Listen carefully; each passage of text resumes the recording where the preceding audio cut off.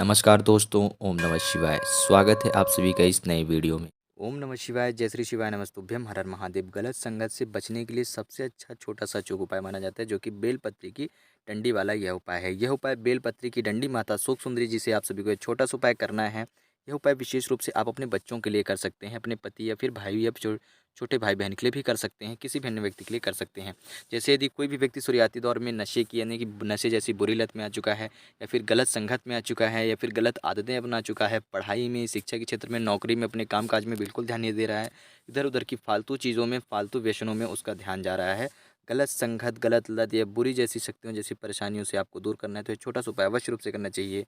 पूज्य गुरुदेव की अनुकंपा और कृपा से बताने का प्रयास किया जाएगा कि इस उपाय को कैसे करके आप अपने जीवन से, अपने बच्चों के जीवन से, अपने पति के जीवन से, अपने भाई-बहन के जीवन से नशे जैसी बुरी आदत हों, या फिर बुरी संगत जैसी कोई बुरी आदत है, या फिर घूमना, भागना, इधर-उधर बैठना, फालतू में यहाँ-वहाँ घूमना, नौकरी और अपने काम-काज में ध्यान न देना, व्यर्थ की कार्यों को व्यर्थ के कामों में ज़्यादा उत्साहित रहना, ऐसी बुरी जो आदतें हैं, उन सभी से दूर करेगा ये उपाय। तो चलिए जानते हैं और समझते हैं, लेकिन प्लीज़ उससे पहले वीडियो को लाइक कर दीजिएगा और चैनल पर नए हैं तो प्लीज़ चैनल को सब्सक्राइब कर लें।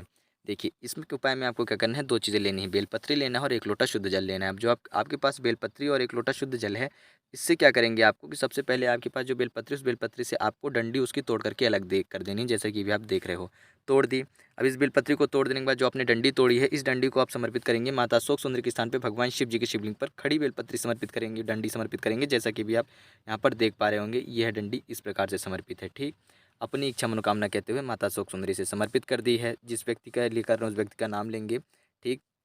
उस व्यक्ति से जुड़ी आपकी जो समस्याएँ हैं, जिस परेशानी है, जो बुरी लत है, जो बुरी संगत है, उसके लिए माता सुख सुंदरी जी से प्रार्थना अर्चना करेंगे।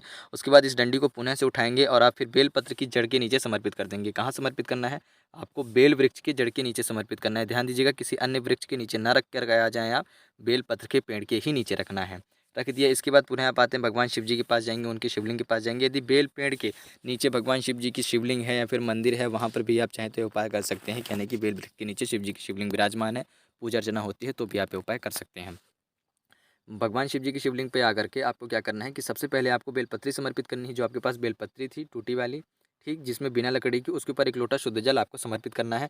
अपनी इच्छा मनोकामना कहते हुए भगवान शिव जी से प्रार्थना याचना करते हुए ओम नमः शिवाय या फिर श्री शिवाय नमस्तुभ्यम का जाप करते हो, और फिर जैसे ही जल समर्पित करेंगे तो उसके तत्पश्चात आपको तुरंत ही वह जो 1 लोटा शुद्ध जल है, उस 1 लोटे शुद्ध जल को, यानी कि जो लोटे से आपने जल समर्पित करा था, उसी खाली जल के पात्र को आपको जलाधारी के नीचे रख देना है, जिससे कि इसमें थोड़ा सा जल एकत्रित हो जाए, जो कि चरणामृत के रूप में कह सकते हैं, औषधि के रूप में कह सकते हैं, या फिर दवाई के रूप में कह सकते हैं, आशीर्वाद के रूप में कह सकते हैं, आप जो चाहें वह कह सकते हैं। उसके रूप में आपको भगवान शिव जी से ही एकत्रित कर लेना है, और जो बेलपत्री है और जो आपने जल एकत्रित कराए, दोनों को ले लेंगे। यानी कि बेलपत्री आप भगवान शिव जी के शिवलिंग से उठा लेंगे प्रार्थना याचना करके, और आप जल लेकर के आ जाएंगे।